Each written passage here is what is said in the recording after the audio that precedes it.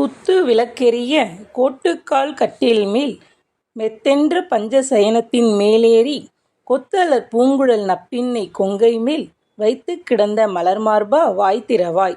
மைத்தடம் கண்ணினாய் நீயும் மணாளனை எத்தனை போதும் துயிலெழ ஒட்டாய்காண் எத்தனை ஏலும் பிரிவாற்ற கில்லாயால் தத்துவமென்று தகவலேற் எம்பாவாய்!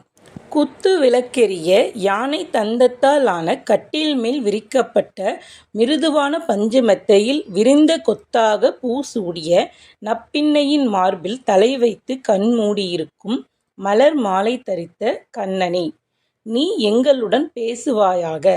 மை பூசிய கண்களை உடைய நப்பின்னையே, நீ உன் கணவனாகிய கண்ணனை எவ்வளவு நேரமானாலும் தூக்கத்திலிருந்து எழுப்புவதில்லை. காரணம், கன நேரம் கூட அவனை பிரிந்திருக்கும் சக்தியை இழந்துவிட்டாய். இப்படி செய்வது உன் சுபாவத்துக்கு தகுதியாகுமா?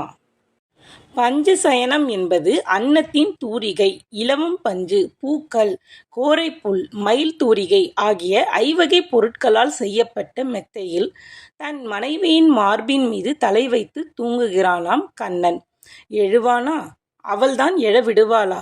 ஆனாலும் கண்ணன் ஓரக்கண்ணால் தன் பக்தைகளை பார்க்கின்றானாம்.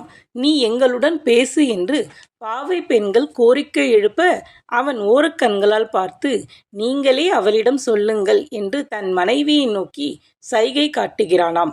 தாயே, நீயே எங்கள் கோரிக்கையை கவனிக்கவில்லையானால் அந்த மாயவனிடம் யார் எடுத்து சொல்வார்கள்? அவன் உன் மார்பில் தலை வைத்து கிடக்கும் பாக்கியத்தை பெற்றவள் நீ. எங்களுக்கு அவன் வாயால் நன்றாயிருங்கள் என்று ஒரே ஒரு ஆசி வார்த்தை கிடைத்தால் போதும் என்கிறார்கள்.